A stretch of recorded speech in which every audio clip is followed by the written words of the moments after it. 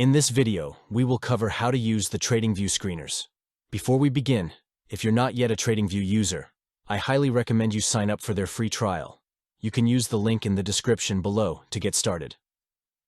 TradingView offers a few types of screeners, including ones for stocks, crypto, and Forex. They all work in the same way, just with different inputs.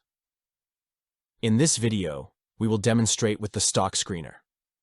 To access the screeners on TradingView, first go to the home page. You can either scroll down to the footer, and under Products, you will see all the different types of screeners you can use. Or you can go to the home page, highlight Products at the top of the page, and you will see screeners. In this case, we will use the Stock Screener 2.0.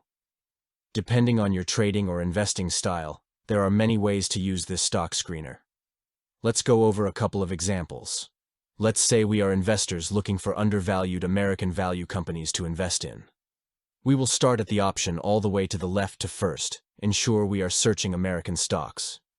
You will also see various other metrics you can screen for, such as market cap, price-to-earnings ratios, PEG ratios, dividend yields, and more. In this case, let's start with a simple search and screen for stocks with a price-to-earnings ratio lower than 25, a market cap of at least $10 billion, and a dividend yield of at least 0.50%. To do this, let's start by changing the market cap to 10 billion and above.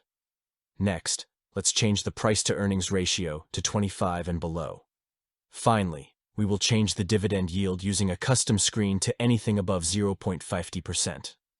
Now, we only see stocks with our specific criteria, but we can also sort them by metrics. For example, we can look at the stocks with the highest market cap first by sorting by descending market cap here.